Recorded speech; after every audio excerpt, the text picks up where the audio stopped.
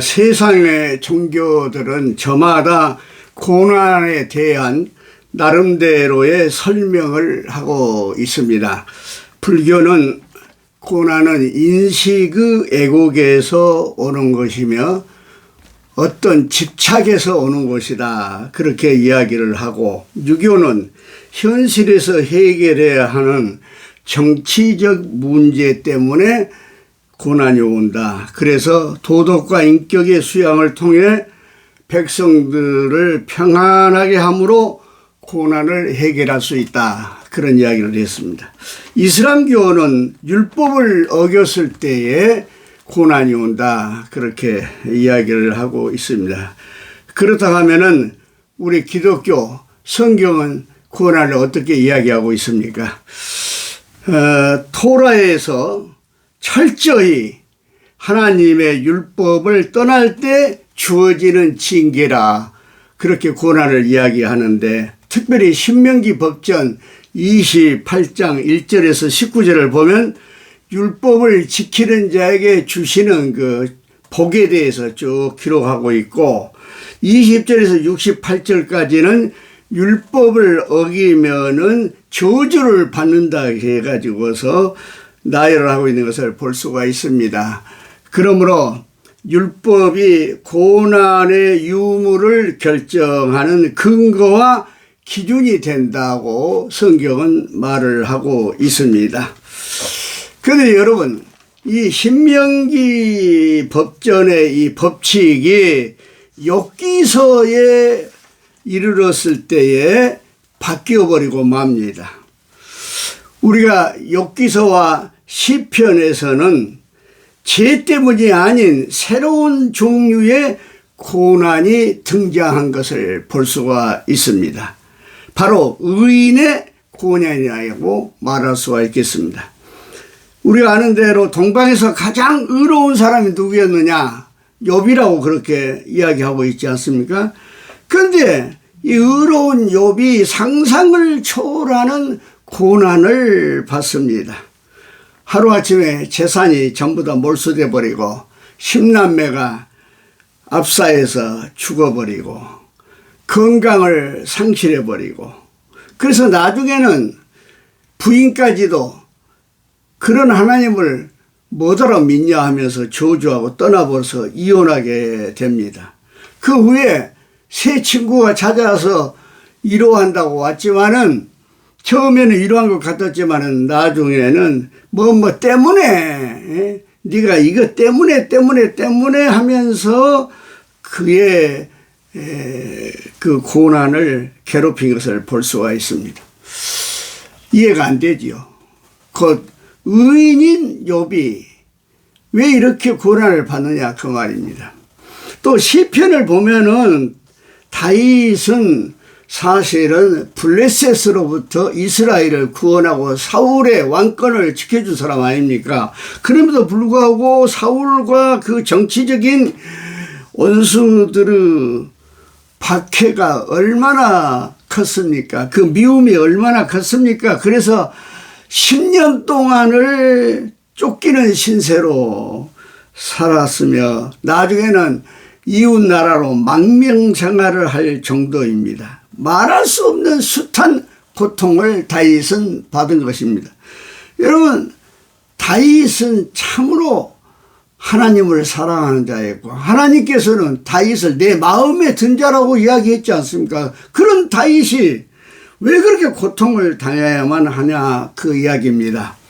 그리고 이 의인의 고난은 신약성경 예수 그리스도의 십자가와 그의 제자들, 그리고 초대교회까지 이어진 것을 볼 수가 있습니다.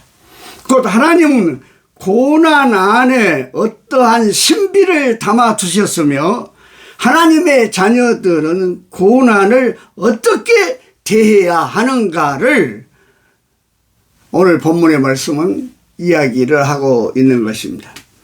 먼저 첫 번째 10절의 말씀을 근거해서 이야기한다면, 고난은 우리보다 앞서 예수님이 당하셨다는 것을 강조하고 있습니다. 예수님께서 빌립보서 2장 6절에서 8절 보면 하늘 보좌를 버리고 낮고 천한 이 땅에서도 아주 낮은 자리에 오실 때의 그 성육신의 고난에 대해서 이야기한 거 말씀뿐이 아니라 예수님의 공생애를 사실 때 바리새인과 서기관들과 유대 종교 그리고 정치 지도자로부터 말할 수 없는 고소와 비난을 받으셨으며 때로는 형제와 친척들로부터 오해도 받기도 하시고 나중에 십자가형에 임하실 때는 제자들로부터 배신을 당했고 또 예면을 당하는 안타까운 사실도 우리가 볼 수가 있습니다. 그러나 주님이 당하신 그 고난 덕분에 우리는 구원을 받게 되었다는 사실을 믿으시기를 바랍니다.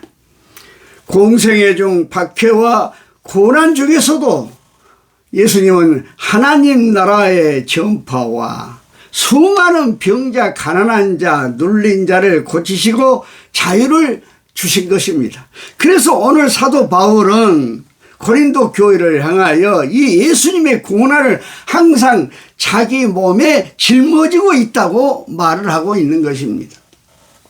그래서 바울이 복음을 전파하기 위하여 당하는 이 고난이야말로 결과적으로 하나님 나라의 생명을 전해주는 사건이라고 이야기하고 있는 것입니다. 두 번째로 고난은 우리를 죽음을 경험케 한다고 하는 사실입니다. 사실 감당하기 힘든 고난은 때로는 하나님이 나를 사랑하시지 않는가? 하나님이 나를 벌하시는가? 하나님이 나를 버리셨는가와 같은 의구심을 가질 때도 있습니다. 그러나 예수님은 죽음에 넘겨지는 고난을 당하셨습니다. 그게 뭐냐 하면 바로 마가복음 15장 34절 엘리 라마 사박다니 하나님이여 하나님이 어찌하여 나를 버리시나이까 하면서 십자가상에서의 애치심 그 절규를 볼 수가 있습니다. 사실 요단강에서 세례 요한에게 세례 받으실 때 하늘이 열리며 하늘의 음성이 나기를 너는 나의 사랑하는 아들이요 내가 기뻐하는 자라고 하는 음성이 들렸는데 그 음성은 온데간데 없고 애로움과 슬픔과 절망의 밑바닥을 경험하신 것입니다. 이처럼 고난은 우리에게 죽음과 같은 경험이 됩니다. 나의 존재와 삶이 무너져버리는 죽음과 같은 순간을 우리는 고난을 지날 때 경험하게 된다는 것입니다. 우리의 삶에도 죽음에 넘겨지는 듯한 일들을 만날 때가 있지 않습니까? 곧 어느 날 내가 병원에 몸이 좀 아파서 갔는데 암 선고를 받는다든지 사랑하는 이가 죽음을 맞이한다든지 믿었던 사람들로 내가 배신을 당한다든지 생업과 진로가 막힌다든지 교회가 분쟁이 일어난다든지 자연재해 등이 있을 때 우리는 죽음을 경험하게 된다고 하는 이야기입니다. 그리고 세 번째 복음은 고난의 신비라는 방식을 통해서 전파된다고 오늘 7절에 말씀하고 계시고 있습니다. 비신자들에게 고난은 실패와 저주로 여겨지지만 구원받는 하나님의 자녀들에게는 고난은 축복과 영광이 된다고 말씀하고 계십니다. 신자에게 고난은 두 가지 방식의 축복이 됩니다. 하나는 고난을 통해서 거룩함에 이르게 된다는 이야기입니다. 베드로전서 4장 1절에 그리스도께서 이미 육체의 고난을 받으셨으니 너희도 같은 마음으로 갑옷을 삼으라. 이는 육체의 고난을 받는 자는 죄를 그쳤습니다. 육체의 고난을 받는 자는 죄를 그쳤습니다. 예. 고난은 우리의 성화를 이루어 가시는 하나님의 또 다른 손길이 된다고 하시는 말씀입니다. 다른 하나는 고난을 통해 예수 그리스도가 증거된다고 하는 사실입니다. 사도 바울은 이것을 질그릇에 담긴 보배로 오늘 본문에서 비유하고 있습니다. 질그릇은 깨지기 쉬운 흙으로 만든 그릇입니다. 그 속에 값비싼 화려한 보석을 담아 놓았습니다. 그 보석을 아름다움을 볼 수 있는 것은 역설적으로 그 질그릇이 부서질 때인 것입니다. 사도 바울은 질그릇을 신자의 삶의 보석을 예수 그리스도로 비유하고 있는 것입니다. 하나님의 자녀에게 삶의 고난이 찾아올 때가 있습니다. 그래서 인생이 깨떨어질 때 그 말입니다. 우리는 주님을 드러내는 순간이 됩니다. 이것이 진정한 믿음이 아니겠습니까? 고난 앞에서 하나님을 원망하고 떠나는 사람이 있는 반면에 고난을 통하여 하나님의 살아계심을 보여주는 인생이 있는 것입니다. 고난은 우리에게 사방이 다 막힌 것 같고 출구가 없고 버림받는 느낌이요, 내 자존심과 체면이 꼬꾸라져 땅바닥에 내팽개친 것 같은 그런 기분입니다. 그래서 죽는 것 외에는 아무것도 할 수 없는 것처럼 느껴집니다. 그런데 놀랍게도 내 안에서는 나를 지키시며 나를 위로하시고 도우시는 분이 계십니다. 부활하셔서 나와 온 세상의 구주가 되시는 나의 구주 예수 그리스도이신 것을 우리는 믿습니다. 제가 고난에 대한 설교를 준비하면서 옛날 전도사 시절 때, 그러니까 뭐 상당히 오래전 이야기입니다만, 해남 삼산면 봉동리에 사셨던 한 믿음의 가정이 생각이 났습니다. 그분은 원래 아주 무당을 좋아하신 분들이었고 1년이면 큰 굿을 뭐 한두 번 한 분들이고, 또 절간에도 아주 자주 다녀서 공을 들인 분들인데 복음이 전파되어서 교회에 나오시게 된 것이죠. 그런데 안타깝게도 교회에 나온 지 한 6개월이 좀 지나서 군대 간 아들이 죽은 것입니다. 얼마나 큰 충격입니까? 참 말로 할 수 없는 충격이 온 것이죠. 그런가 하면은 그 이듬해 농사철입니다.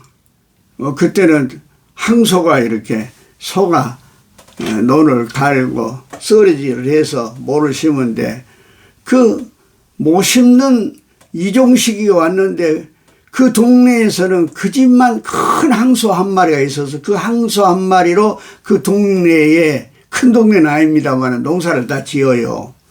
그런데 그 항소가 갑자기 죽어버린 거예요.